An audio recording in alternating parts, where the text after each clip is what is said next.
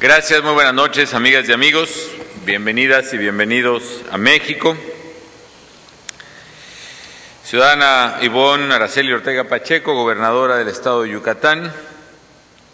Diputado Jorge Carlos Berlín Montero, presidente de la Gran Comisión del Congreso. Magistrado Ángel Francisco Prieto, presidente del Tribunal Superior de Justicia. Ingeniero César Bojorquez Zapata, presidente municipal de Mérida. Banji Martin, presidente del Comité Ejecutivo de la Fundación Wild. Harvey Luke, vicepresidente de la misma fundación. Doctor Ezequiel Escurra, presidente del Congreso de Wild Nine. Patricio Robles Gil, presidente de Unidos por la Conservación. General Balboa, comandante de la 32ª Zona Militar. Vicealmirante Alcalá, comandante de la 9ª Zona Naval.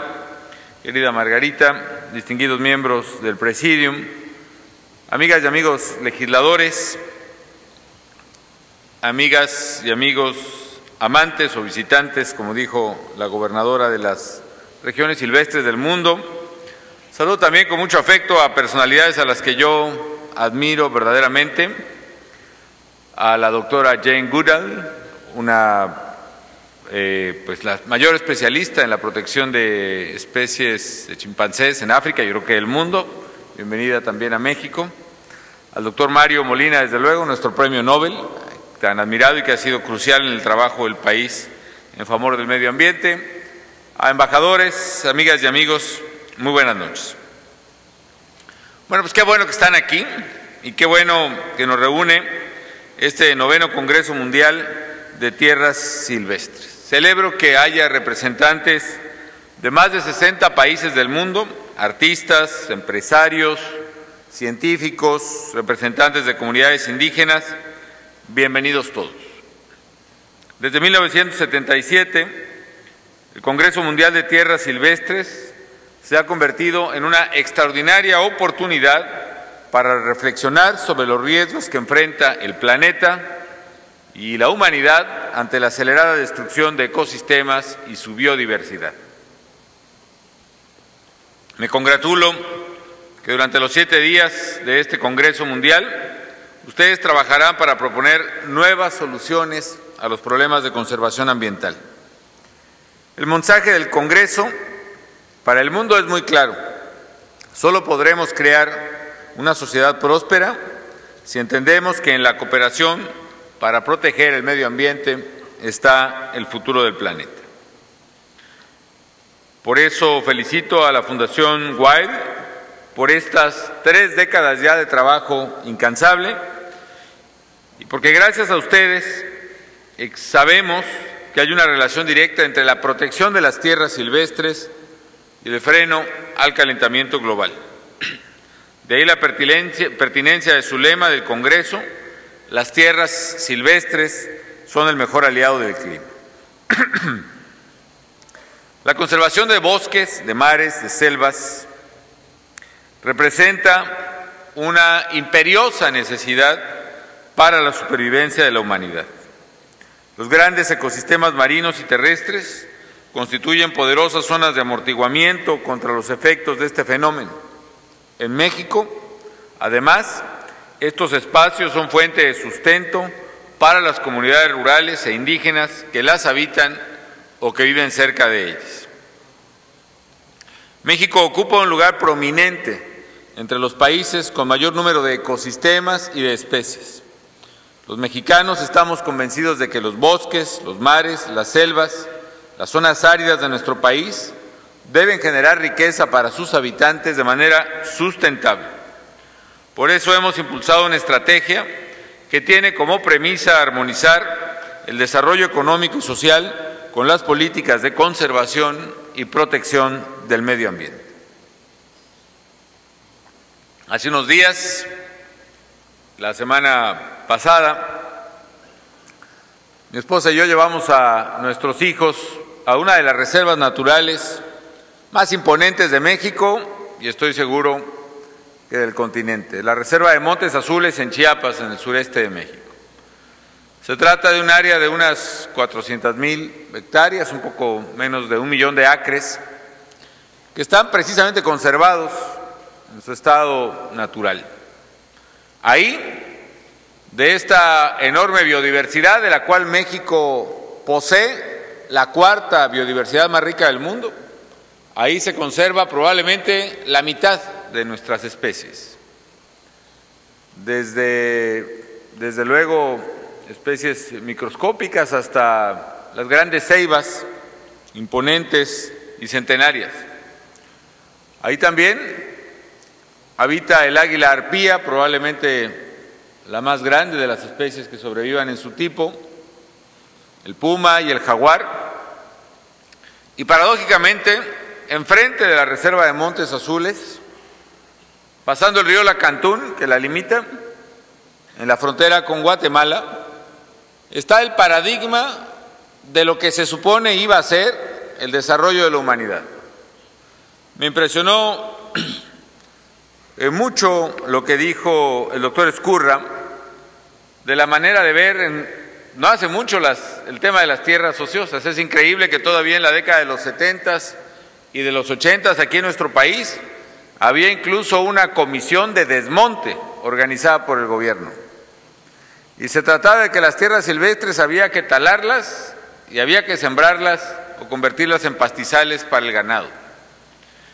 Y se los digo porque enfrente de la reserva de Montes Azules, pasando Lacantún, está el municipio de Marqués de Comillas y Benemérito de las Américas.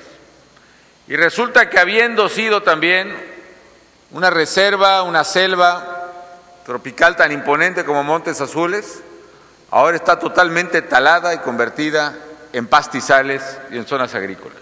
Naturalmente, se han extinguido las especies, se han erosionado los cauces, los bordes de los ríos, se ha empobrecido la tierra y se ha alterado el clima. Estoy convencido, amigas y amigos, que lo que buscaban los gobiernos de entonces, de darles un sustento a indígenas demandantes de tierra, pudo y puede aún alcanzarse sin devastar y destruir la naturaleza, como este modelo de expansión agrícola hizo en México y en muchas partes del mundo.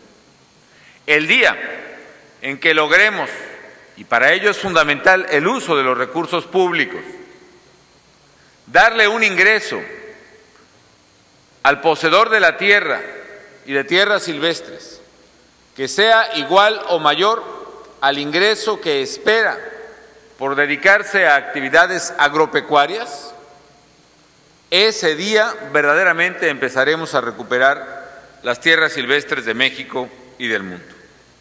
Aquí lo estamos intentando a través del pago por servicios ambientales, porque estamos convenciendo a campesinos de que dejen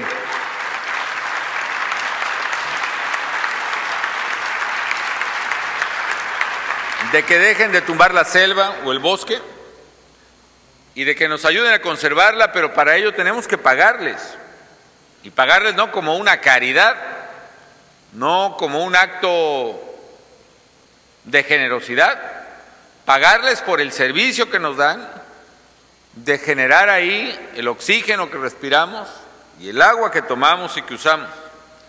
Y por eso, a través del pago de servicios ambientales, estamos buscando a la vez de preservar la capa forestal que nos queda y los ecosistemas que nos quedan. Queremos también elevar el ingreso de las comunidades indígenas y campesinas que viven ahí. Los dueños de estos ecosistemas reciben apoyo económico, dinero, para reforestar, para restaurar y conservar los suelos, para emprender plantaciones forestales en aquellos lugares que se dedican a agricultura o ganadería, y desde luego para preservar las tierras silvestres, las selvas, los bosques en su estado natural. A la fecha, 1,5 millones de hectáreas en México, en estos 3 años, que equivalen a la mitad de la superficie del territorio de Bélgica, se protegen mediante el programa de pago de servicios ambientales. Estamos buscando revertir el ritmo de deterioro de nuestros bosques y selvas. Hoy, por primera vez en muchos años en México, se cuidan y reforestan más hectáreas que las que año con año se venían perdiendo por cambio de uso de suelo, agricultura, por incendios o por tala ilegal, una actividad en la que ha incursionado también el crimen organizado que estamos combatiendo de manera contundente. En 3 años hemos acumulado más de 1 millón de hectáreas reforestadas y además las zonas dedicadas a la conservación y a la preservación de la biodiversidad suman en México una superficie total de 24 millones de hectáreas protegidas, de áreas naturales protegidas en el país. Es decir, es más del 12% del territorio nacional mexicano, que equivale a la superficie de todo el Reino Unido, que está bajo el régimen de áreas naturales protegidas.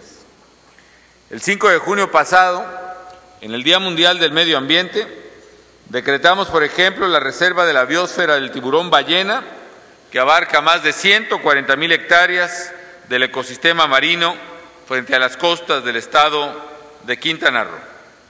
Y hoy publicamos en el Diario Oficial de la Federación el Programa de Manejo de Área de Protección de Flora y Fauna Otochmax-Yatelco, aquí en el estado de Yucatán, en el municipio de Valladolid, además de otras áreas en el municipio de Solidaridad, en Quintana Roo.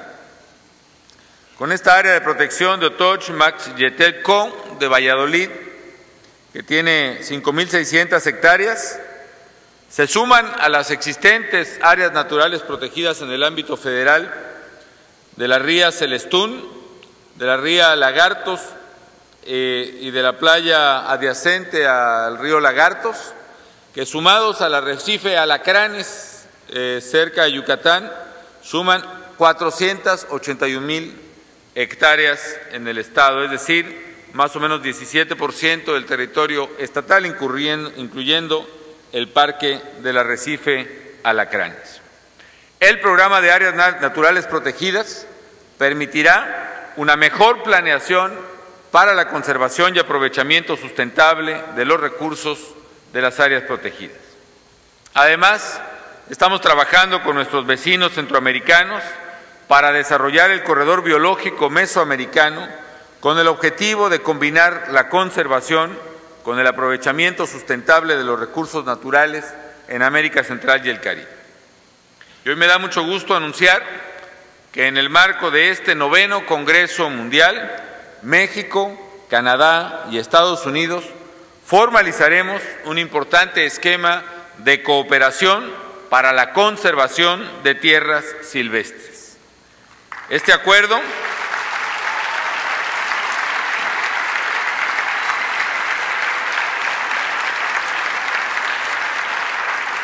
va a facilitar el intercambio de experiencias exitosas, el monitoreo y la capacitación de recursos humanos, así como el financiamiento para proyectos que protejan y recuperen las áreas silvestres. México ha manifestado la necesidad, amigas y amigos, de que cada país, desarrollado o no, asuma su propia responsabilidad para mitigar los efectos del cambio climático. Nosotros consideramos que el cambio climático nos afecta a todos y no es tarea a la que pueda eludirse la responsabilidad de contribuir a su combate. Para contribuir a resolver este problema, México ha diseñado una estrategia y un programa especial de lucha contra el cambio climático que básicamente tiene 2 agendas. Una agenda gris, que está orientada a la reducción de emisiones de gases de efecto invernadero, a la sustitución de electrodomésticos en los hogares, a la sustitución de equipos contaminantes en las industrias, es decir, a la innovación tecnológica y a la eficiencia energética. Y una agenda verde, destinada a proteger la capa vegetal, a intensificar la lucha contra los incendios forestales provocados o espontáneos, a neutralizar y finalmente terminar con los cambios de uso de suelo forestal a uso de suelo agrícola y de programas específicos para evitar la deforestación y acelerar la reforestación de las áreas forestales del país. También en esta estrategia, amigas y amigos, México ha sido el primer país en desarrollo que ha presentado una estrategia contra el cambio climático, y que lleva ya además 3 comunicaciones nacionales en la Convención Marco de la ONU sobre Cambio Climático, en donde hemos actualizado nuestro inventario de emisiones de gases de efecto invernadero. Y también México es el primer país en desarrollo que ha asumido un compromiso unilateral y voluntario de reducir sus emisiones de carbono en 50 millones de toneladas por año a partir del año 2012.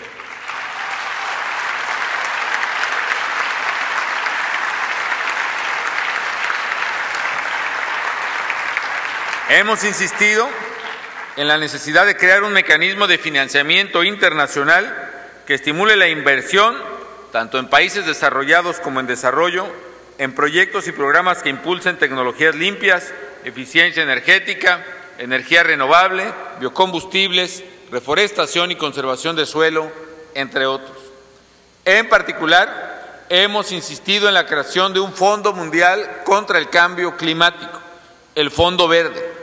Lo que buscamos es establecer una tasa específica, un fondo que a cualquier país permita pagarle una cantidad específica de dinero por cada tonelada de carbón evitada o mitigada o secuestrada de la atmósfera, es decir, un fondo asociado a la eficacia de la lucha contra el cambio climático, que se integre además con contribuciones de todos, cada quien de acuerdo a su capacidad económica, al tamaño de su población, al tamaño de su economía, a su eficiencia energética y a las emisiones per cápita de cada país.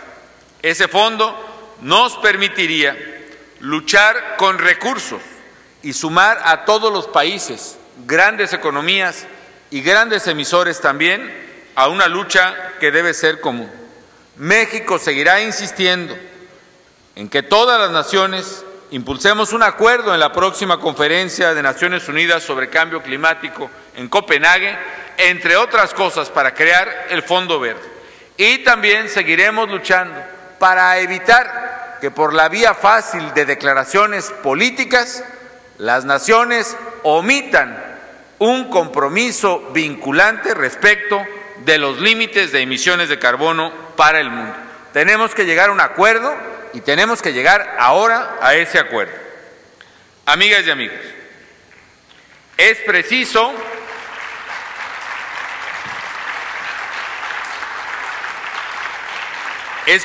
transitar hacia una nueva relación entre el hombre y la naturaleza, que construyamos un nuevo paradigma económico y social en el que la conservación y la protección ambiental jueguen un papel preponderante como motor del crecimiento económico. Hoy los hechos demuestran que sin el cuidado de la naturaleza y específicamente de las tierras silvestres no hay desarrollo humano perdurable. Un ejemplo claro ha sido en México, en el dilema en que los desarrollos turísticos, generadores de empleo, comenzaron a destruir nuestras zonas naturales, particularmente de mangle en los litorales de México. Claramente hemos preferido preservar por la vía de la ley los mangles y los ecosistemas costeros que permiten el origen de la vida. Creemos que es fundamental